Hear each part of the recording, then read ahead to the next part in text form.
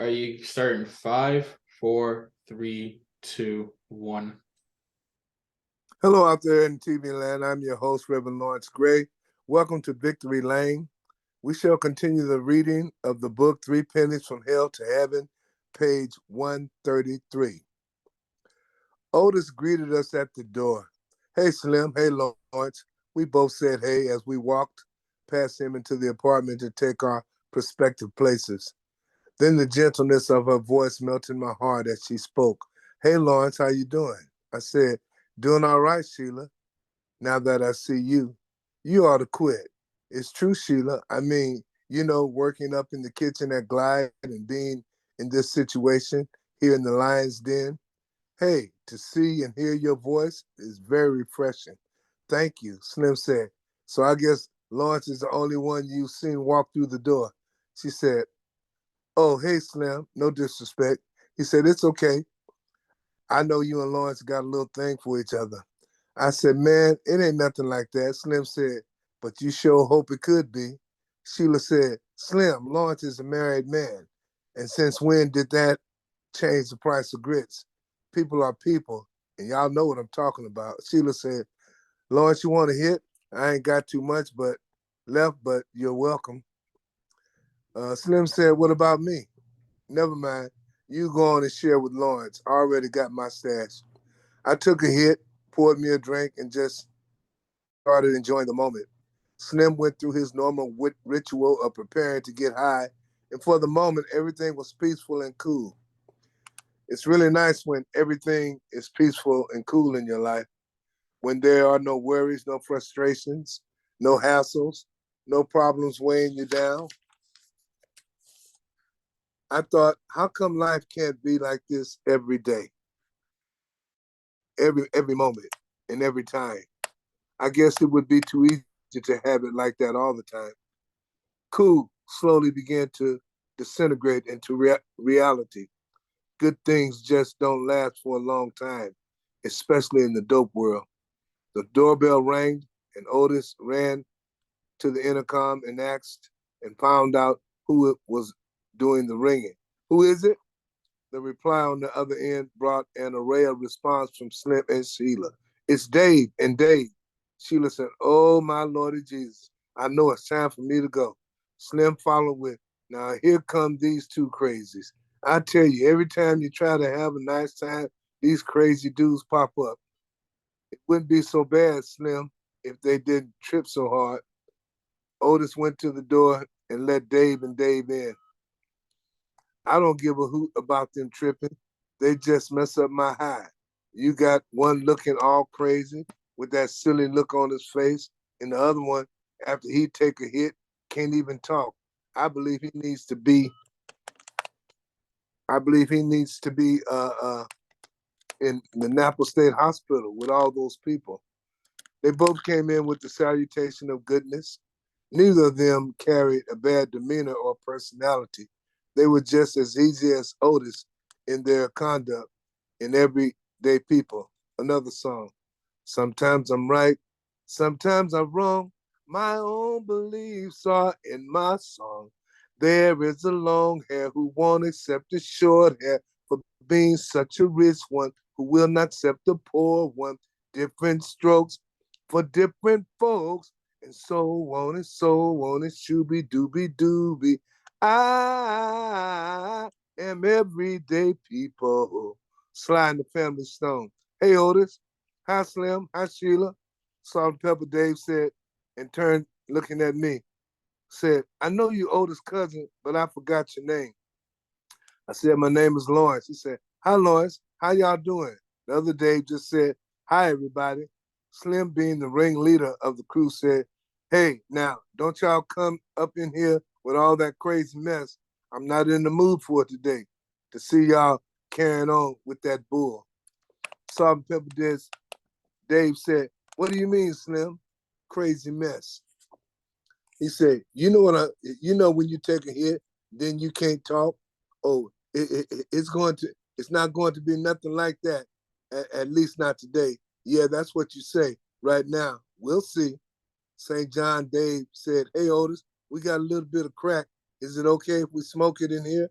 Otis, with all intent and purposes of getting high, said, "Of course, be my guest," knowing that they would definitely have to give him some if they planned on getting high at his apartment.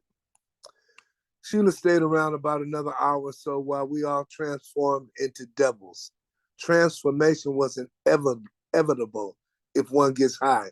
It did not matter what state of mind the person might be in before they started getting high. Sooner than later, the change would come and we would all become demonic gargantuans being possessed by Satan. Our souls envelop into the spiral of the descending gloom of life, encasing our whole being into the zombietic stage of mind control, witchcraft, possessed by demonic forces of evil, possessed within the hearts of our thinking, possessed and transformed into the angel of darkness, Lucifer himself.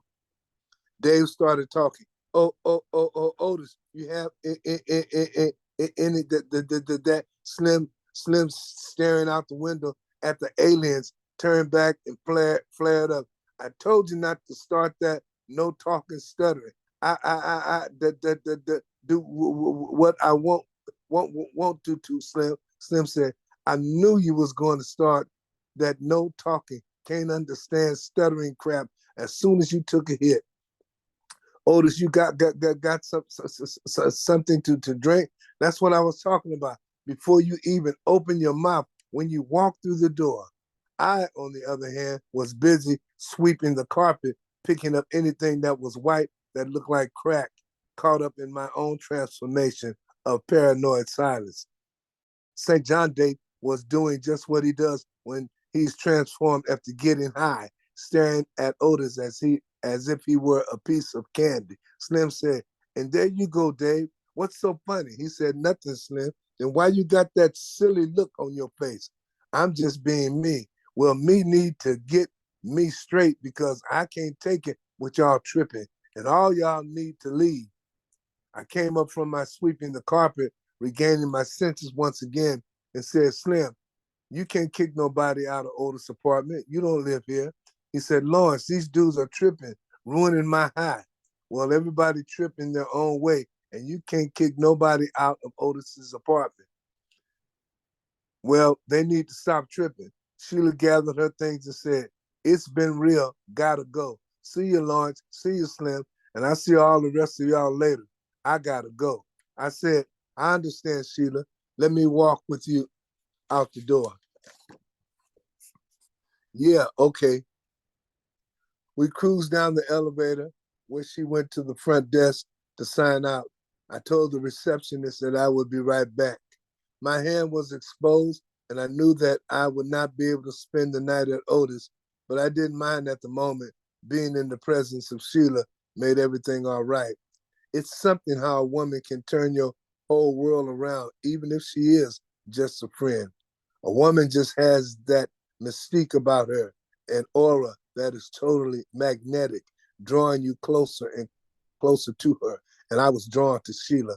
It didn't matter if we had never kissed or had sex. There was an attraction that made me just want to be around her, especially since Loretta did not want to have anything to do with me at this time. So I thought that I better try to get with Sheila. At least she was being receptive, and that I knew was the key element of trying to lure her into my den of captivity. The difference was that I did not have enough bait to set in the trap, the bait of money and drugs. If you got money, you got drugs, you got the world at your feet, people bowing down, giving you the utmost respect and reverence. You become God in the drug world. I recall when I was living in a dealer's house for a period of time, being part of the drug team. I was the lieutenant, second in command of the security, making sure we didn't get robbed and that the money being made equaled out to the crack being sold. It was a crack house. It was totally insane. We let people in to buy dope, and then we would supply the space for them to smoke it, not wanting anyone to leave without spending all their money. The whole purpose was to get them started. The first hit because once they did this, it was always, in most cases, that they would spend every red cent in their pocket trying to stay high. The demons of hell were in the spirits of every soul that walked into those doors of that crack house. It was a very scary experience. Page 137, nowhere to go. So Sheila, when you coming back by to hang out? I don't know, Lawrence. I got to go to work. I believe that I have to take another employee's place because she's going on vacation. And if that's the case, I won't be around for a while. Yeah, well, you got to do what you got to do. Lawrence, I like hanging with you, but your cousin and all them punks up there driving me crazy. Oh, Sheila, I keep hearing you say punks. You really think they are? Look, Lawrence, the handwriting is on the wall. Can't you see it?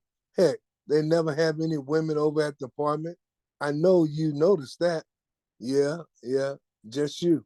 You see what I'm talking about? Yes, Sheila, but you're enough for me. You need to quit trying to get something started, Lawrence. Well, I'm like this. You never know unless you try. Okay, I understand. We smiled, gave each other a hug, and parted company. I stopped at the phone booth in the lobby to make a call to my kids, but I really had their mama on my mind. Hello? Hey, Nat, how you doing? Fine. Mom said she don't want to talk to you if you call, so who do you want to talk to? I want to talk to your mother. I said what she said. I know. Put her on the phone. Hello? Hello, Loretta. How you doing? How you think I'm doing?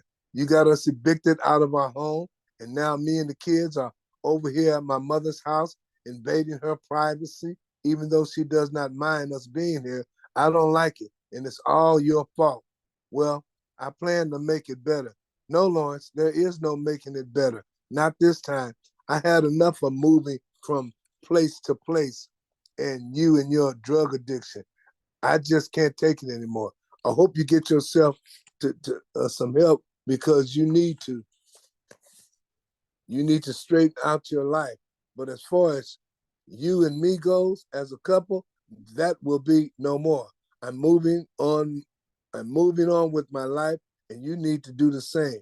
You can call and come see your kids anytime you want to. I will not stop you from doing that. And besides that, they need their father in their life. But we are through. Oh, Loretta, I'm going to get it together. I hope you do, but you're doing it without me. Now, do you want to talk to your son? No, I want to finish talking to you.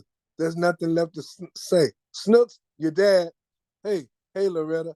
Hi, Dad. When you coming up to see me? Hey, son, real soon. You doing okay, Dad? Yeah, I'm making it. Where you staying? At Grandma's house? Yeah, I'm at Grandma's house. Can I come and see you over there? One of these days soon. I'll make arrangements, okay? Okay, Dad. Now you make sure you do whatever your mother asks you to do and be a good boy, okay? Okay, Dad, I will. Mom said that you and her are not going to be together again, and that makes me sad. I know it makes me sad too, but maybe we might be able to work it out.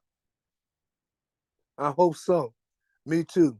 We'll see. Okay, my time is about to run out on this call, so I'll talk to you later. Okay, Dad, love you. Love you too. Bye-bye. Reality was slowly seeping in my heart, and Loretta was not going to take me back. Not this time.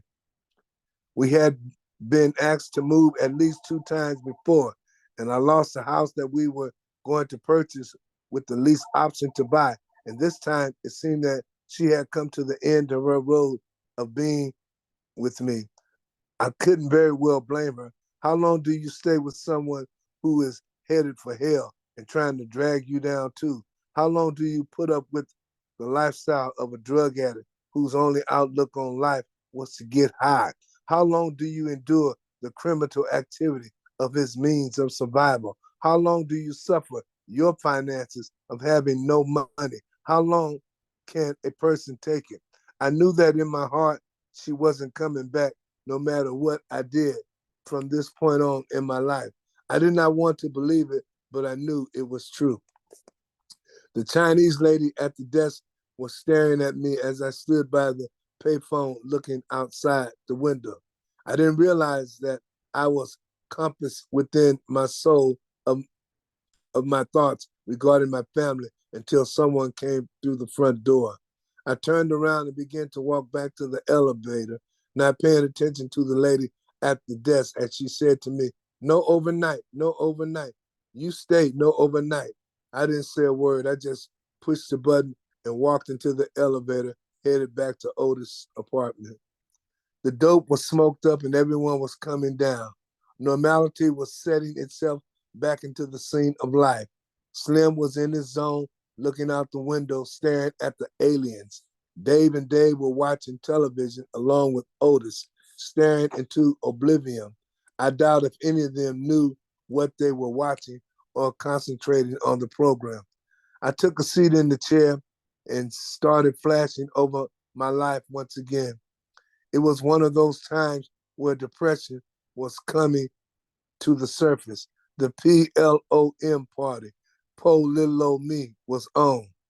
Drowning myself in self-pity was a means of escape to accept the responsibility of my life. Self-pity was the greatest excuse that I could use, or anyone else for that matter, to blame the world for my situation and my circumstance. Yeah, blame the world. That's the easy way out. After all, I had nothing to do with it. I mean, the choices I made. It's the world's fault.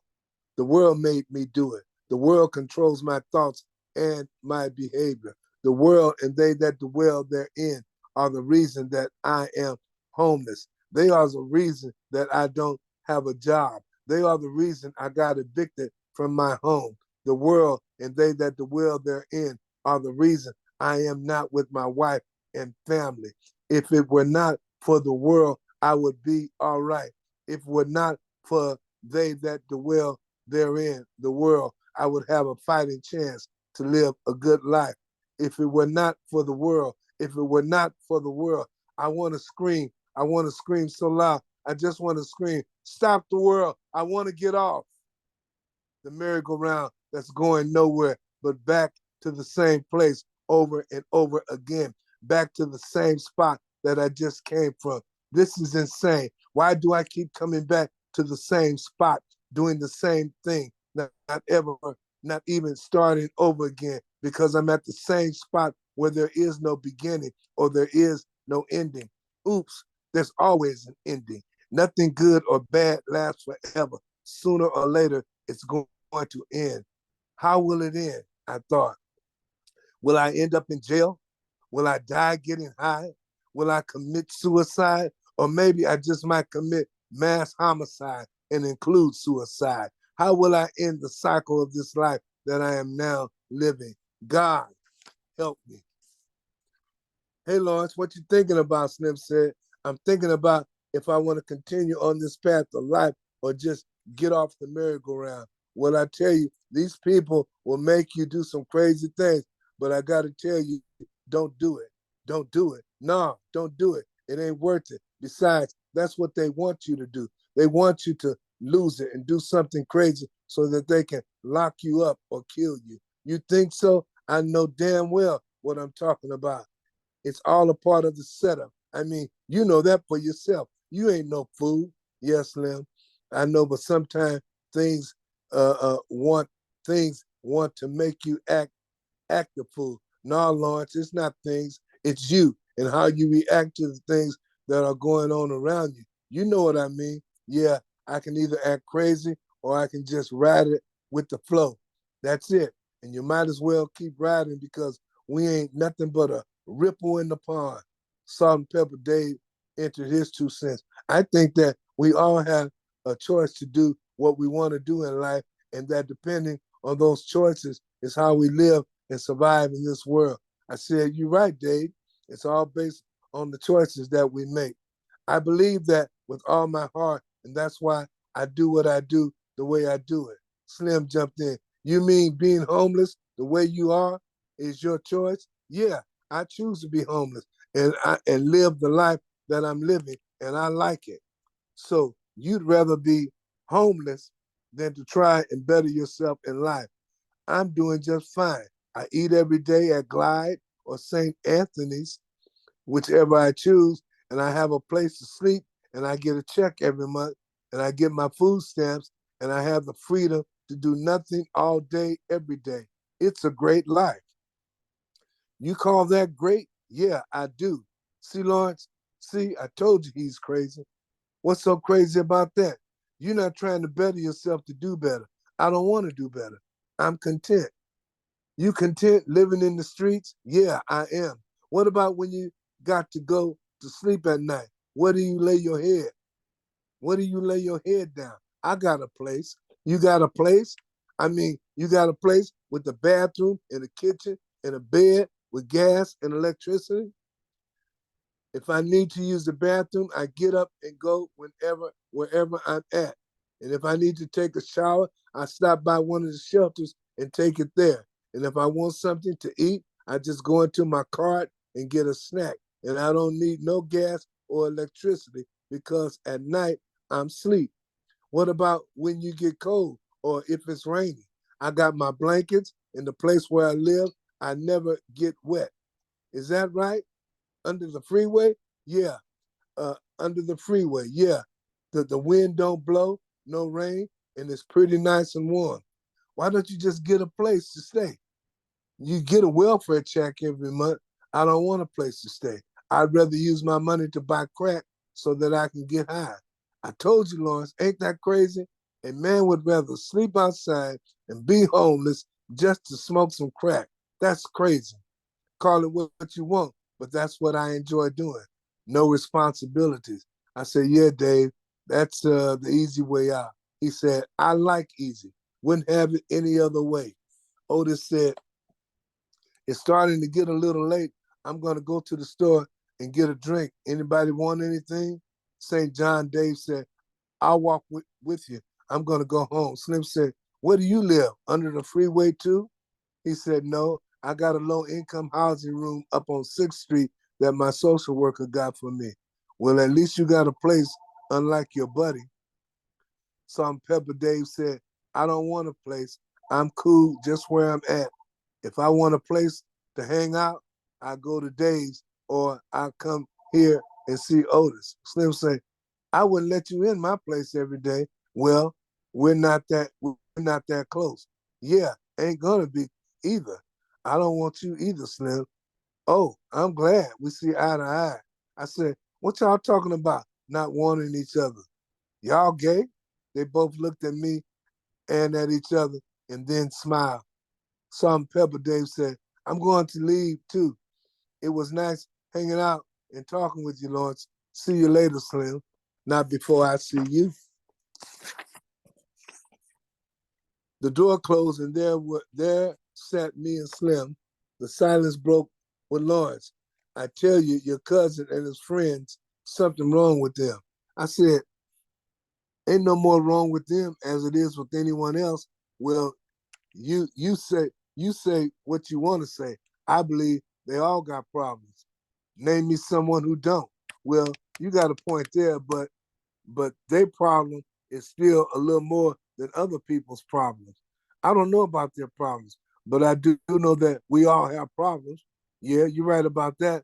I'm gonna do something about mine. Okay. Now, see, you don't know what I'm talking about. No, I don't, and I don't think I want to know. Anyway, I understand what you're going through. What am I going through? How does this conversation change to what I'm going through? I never said anything about what I'm going through. I know, but I do know what you're going through. Is that right? Yeah, the same thing happened to me. What's that? I lost my wife too. Oh, yeah? But I lost her to another dude who was supposed to be my friend. I tell you, that hurt like a mother. I imagine it did. Ain't no imagine to it. It hurt. So I know what you're going through. Yeah, well, my woman ain't left me for another man. Not yet, but the time is coming, and it's coming soon. Is that right? Look, Lawrence, if you ain't at home, sooner or later, your old lady gonna get her another man. It's only natural. Man, I'm hoping to make it back home before something like that jumps off. Probably already jumping. No, I don't think so. You can think whatever you want to think, but real is real. Yeah, you're right about that. I know damn well I'm right about it. Broads ain't no good. What? I ain't calling your wife a broad. I'm just saying that most of these bras ain't no good.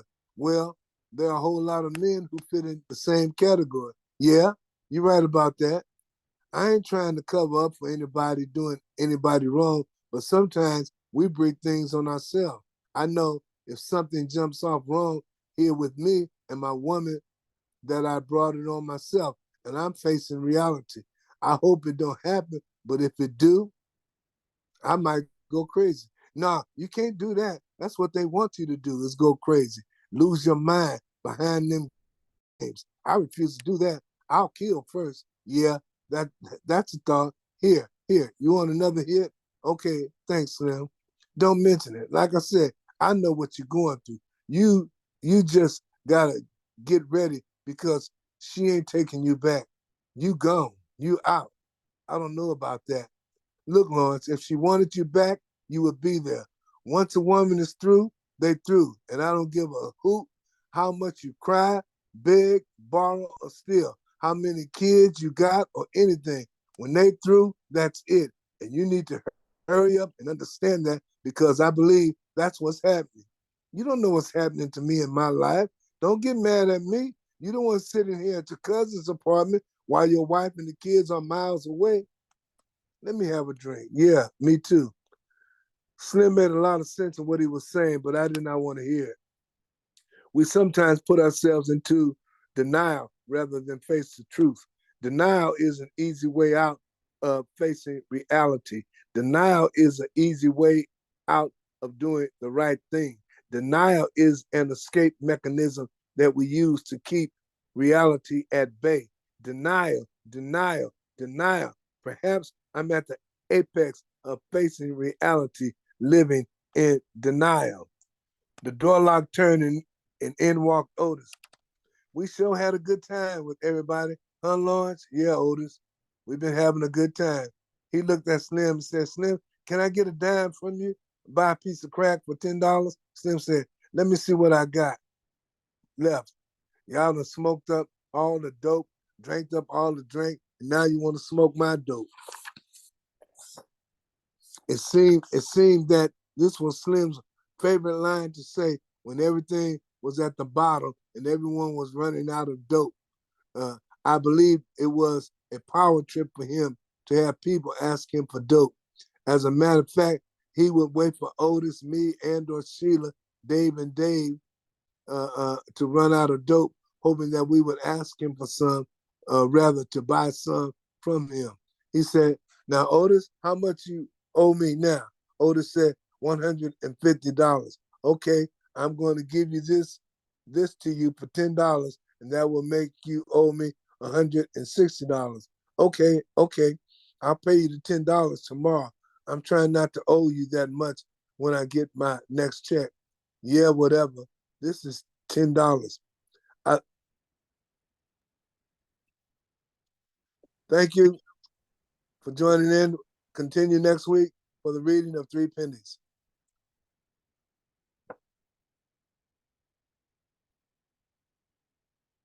I can't hear you. You're all good. Thank you. Okay, we